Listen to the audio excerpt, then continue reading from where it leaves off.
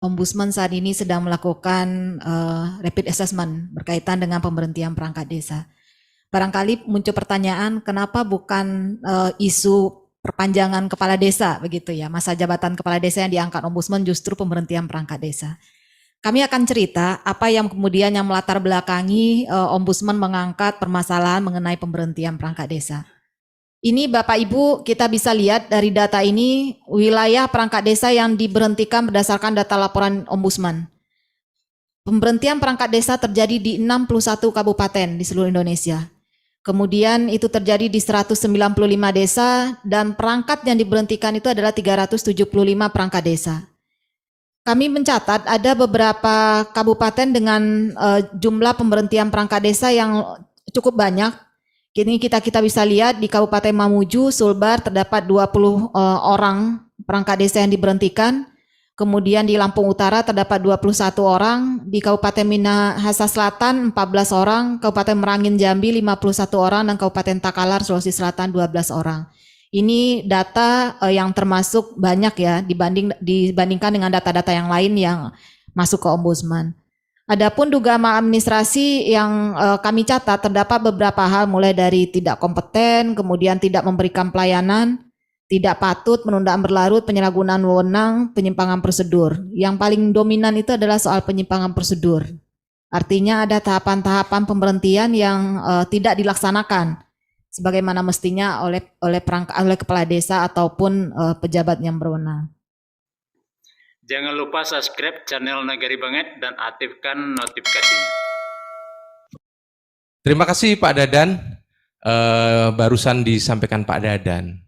Pada saat ini pelayanan publik pada tingkat desa ini diperlukan kualitas.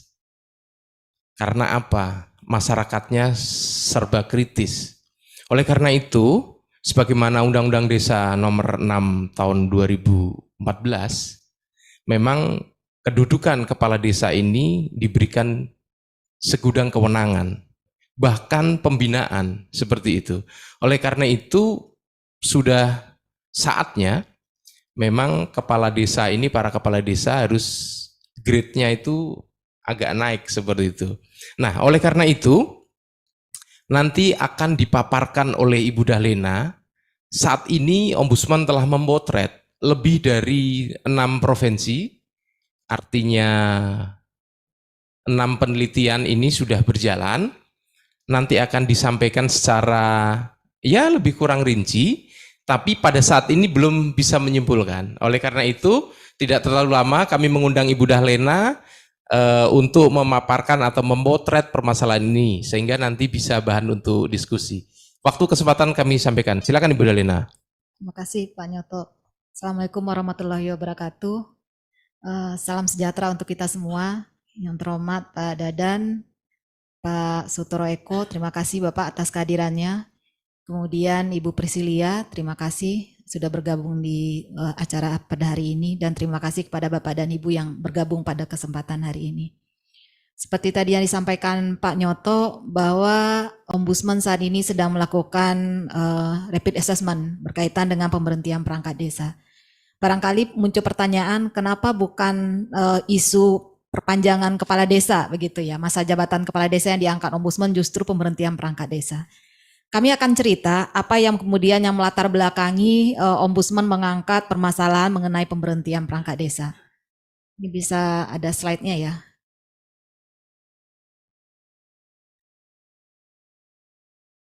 Ya. Baik Bapak Ibu, adapun kalau kita lihat dari sisi background ya atau latar belakang kenapa permasalahan ini kami angkat sebagai materi yang akan direview atau rapid assessment. Sebetulnya berangkat dari jumlah laporan masyarakat yang diterima Ombudsman. Sebagaimana kita ketahui bahwa Ombudsman salah satu fungsinya adalah menindaklanjuti laporan masyarakat. Data yang kami terima sampai dengan Juni 2023 terdapat 352 laporan berkaitan dengan pemberhentian perangkat desa. Ini spesifik mengenai pemberhentian, tidak hanya sebatas pengangkatan dan seterusnya, tetapi spesifik mengenai pemberhentian terjadi 352, terdapat 352 laporan. Ini meningkat dari tahun 2020 65 laporan, 2021 ada 93 laporan, Di tahun 2022 terdapat 194 laporan, artinya cukup drastis begitu peningkatannya. Kemudian bagian lain yang menjadi latar belakang ini adalah penguatan kedudukan perangkat desa yang sebetulnya kita lihat ada di dalam ketentuan, di dalam undang-undang desa diatur, tapi kemudian di dalam peraturan pelaksanaannya terdapat hal-hal yang tidak terakomodir. Nanti kita akan sampaikan lebih lanjut soal ini. Sehingga berangkat dari sini perlu adanya perbaikan terhadap sistem yang mencegah terjadinya maladministrasi maupun permasalahan yang kemudian berulang. Berulang bisa saja di satu daerah tertentu ataupun di daerah lain begitu. Selanjutnya ini Bapak Ibu kita bisa lihat dari data ini wilayah perangkat desa yang diberhentikan berdasarkan data laporan Ombudsman. Pemberhentian perangkat desa terjadi di 61 kabupaten di seluruh Indonesia. Kemudian itu terjadi di 195 desa dan perangkat yang diberhentikan itu adalah 375 perangkat desa. Kami mencatat ada beberapa kabupaten dengan jumlah pemberhentian perangkat desa yang cukup banyak. Kini kita bisa lihat di Kabupaten Mamuju, Sulbar terdapat 20 orang perangkat desa yang diberhentikan. Kemudian di Lampung Utara terdapat 21 orang, di Kabupaten Minahasa Selatan 14 orang, Kabupaten Merangin Jambi 51 orang, dan Kabupaten Takalar Sulawesi Selatan 12 orang. Ini data yang termasuk banyak ya dibandingkan dengan data-data yang lain yang masuk ke Ombudsman. Adapun dugaan maladministrasi yang kami catat terdapat beberapa hal mulai dari tidak kompeten, kemudian tidak memberikan pelayanan, tidak patut, penundaan berlarut, penyalahgunaan wewenang, penyimpangan prosedur. Yang paling dominan itu adalah soal penyimpangan prosedur. Artinya ada tahapan-tahapan pemberhentian yang tidak dilaksanakan sebagaimana mestinya oleh kepala desa ataupun pejabat yang berwenang. Selanjutnya, ini Bapak Ibu ini review saja gitu ya, bahwa sebagaimana kita ketahui bahwa perangkat desa ini merupakan unsur pelaksana dari penyelenggara pemerintahan desa. Ini terdiri dari sekretariat desa, pelaksana kewilayahan, dan pelaksana teknis. Ini diatur dalam undang-undang desa. Ada sebetulnya sejumlah larangan ataupun kewajiban ya yang terdapat di dalam undang-undang desa. Ini diatur di pasal 51, ada beberapa hal yang nanti juga Bapak Ibu bisa lihat secara detail. Kemudian kita lihat alasan pemberhentian perangkat desa. Alasan pemberhentian perangkat desa itu hanya ada 3. Pertama meninggal dunia, yang kedua permintaan sendiri, yang ketiga diberhentikan. Nah, diberhentikan ini ada yang karena memang batas usia pensiun, kemudian berhalangan tetap, kemudian tidak lagi memenuhi syarat sebagai perangkat desa, dan yang terakhir melanggar larangan sebagai perangkat desa.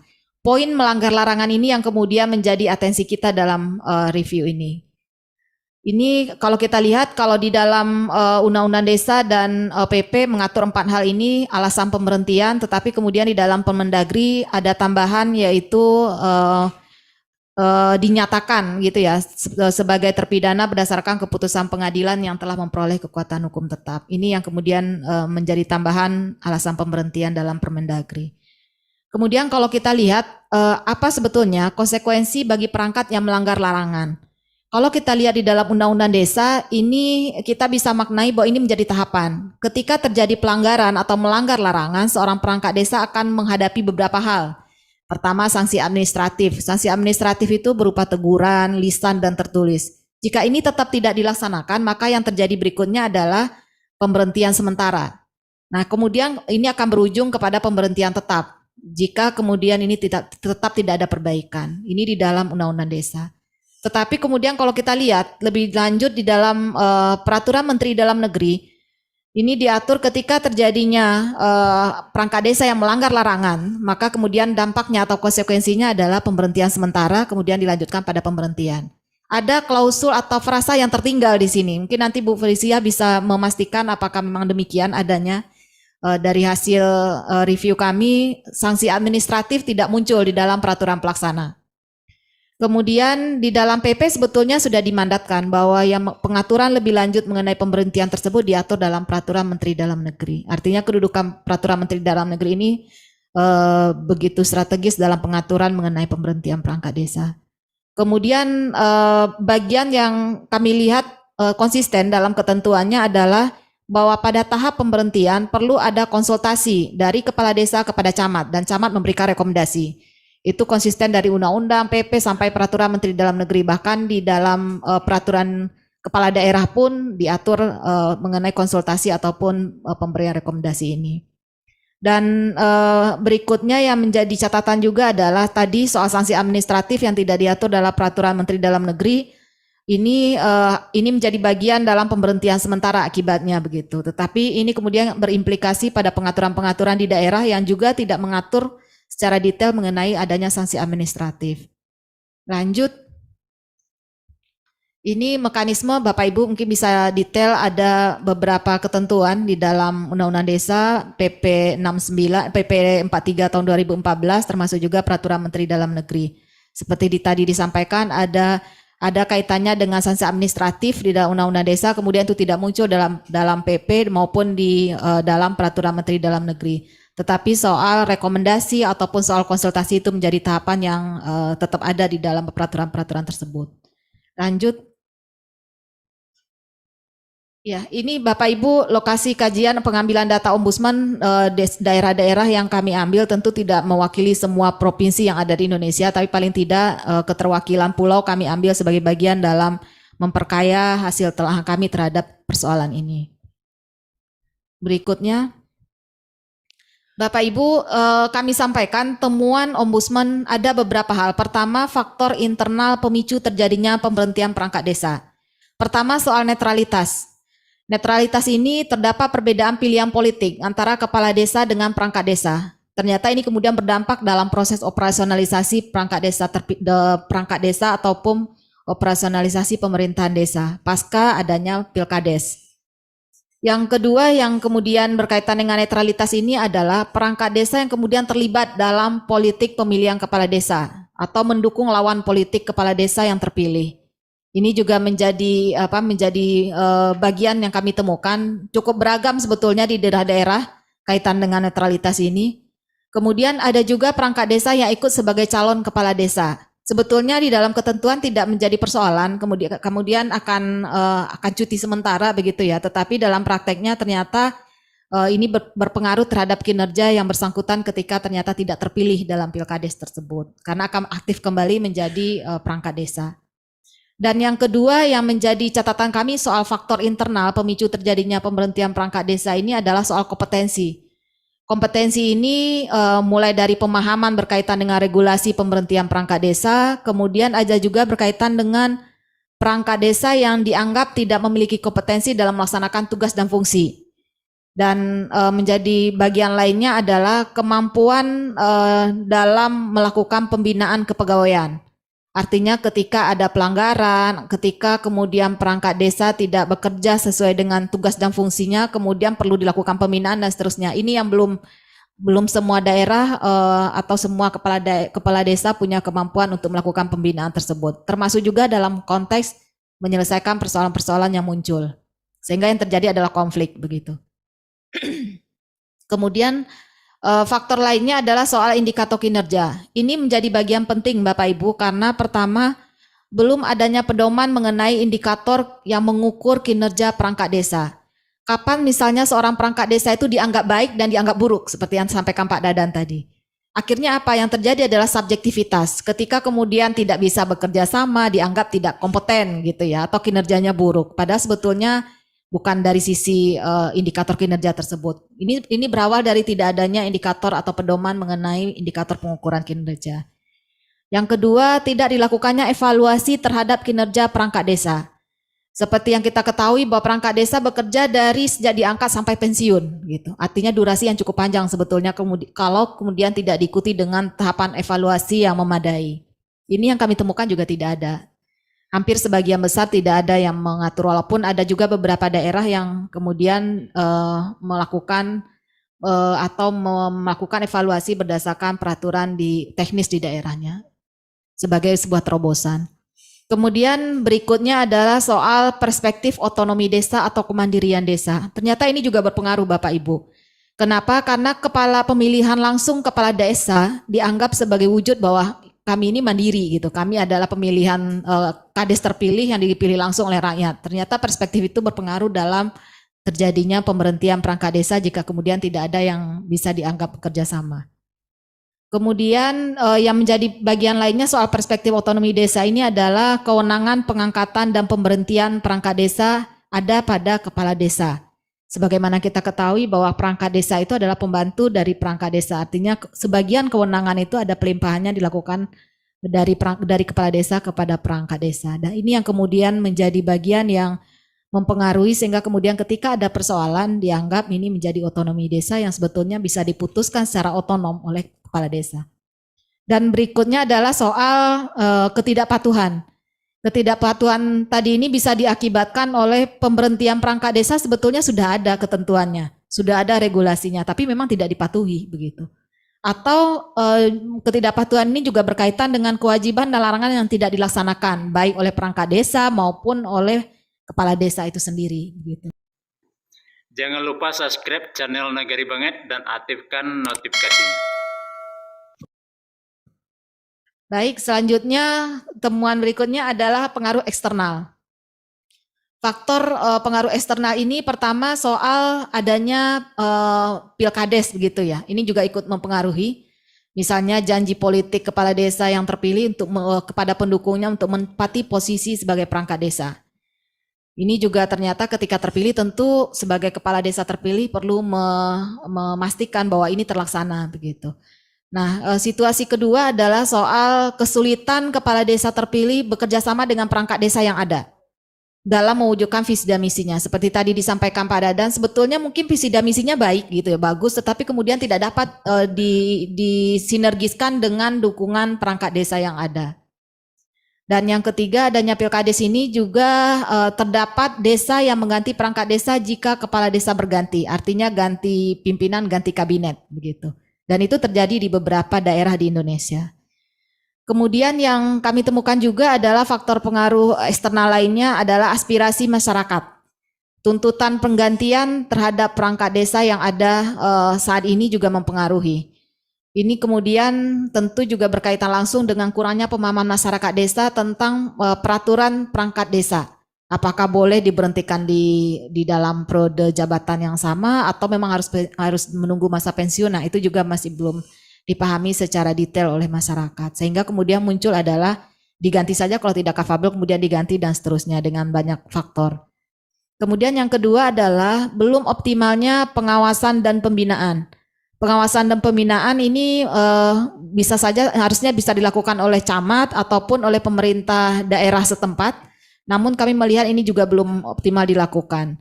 Termasuk juga upaya peningkatan kapasitas kepala desa dan perangkat desa. Karena peningkatan kapasitas ini tidak hanya bagi kepala desa saja, tapi juga bagi perangkat desa. Nah, ini yang belum secara detail diatur baik dari sisi regulasi maupun dari sisi ketersediaan sumber daya yang memperkuat optimalisasi pengawasan dan pembinaan ini. Kemudian berikutnya adalah sanksi administrasi yang tidak diatur dalam aturan pelaksana seperti tadi disampaikan. Dari peristiwa terjadinya pelanggaran terhadap larangan, kemudian pemberhentian sementara dan langsung pemberhentian tetap.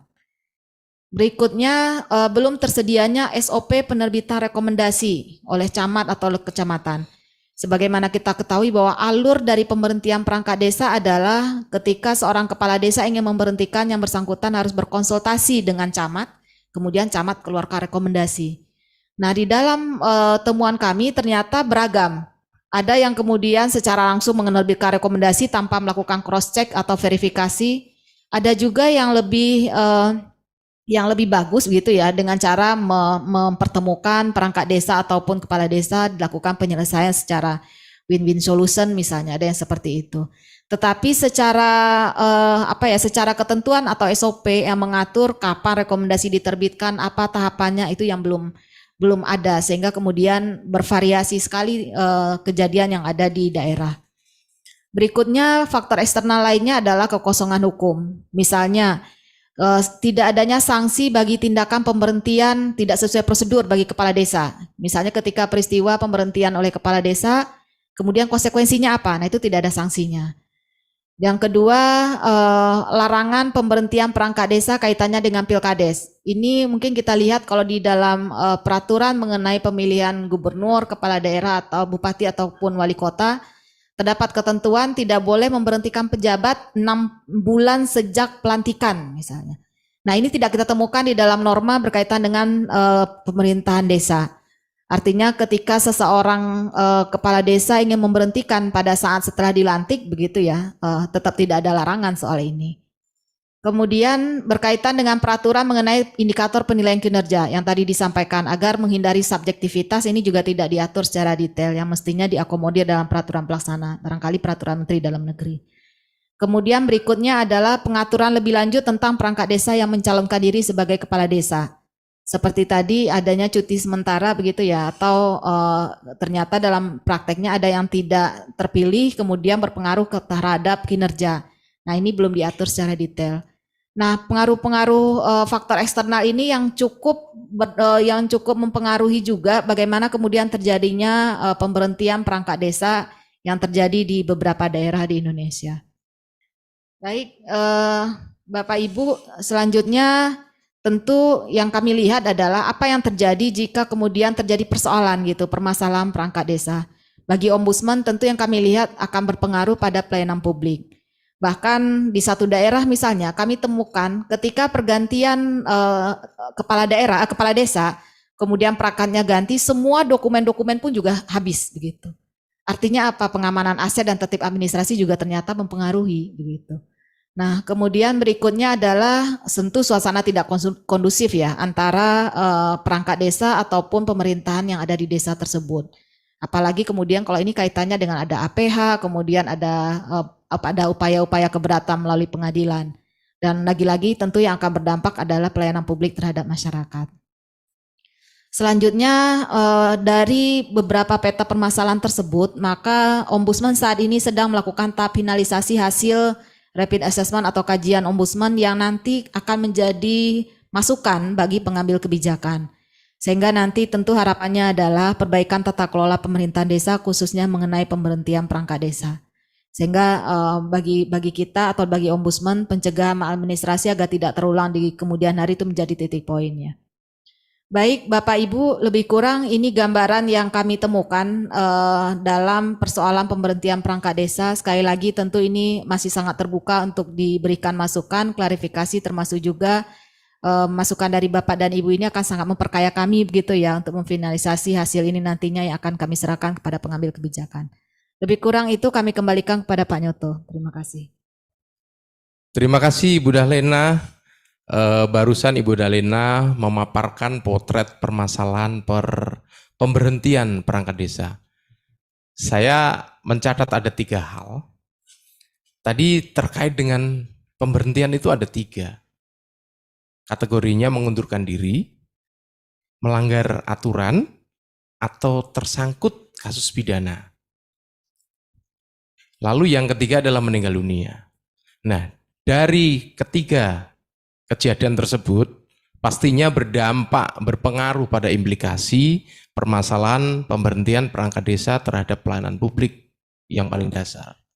Nah, Dirjen Bina Pemerintahan Desa Kementerian Dalam Negeri ini secara tupoksi sebagai fungsi pembinaan juga terhadap kepemerintahan sampai tahap dasar.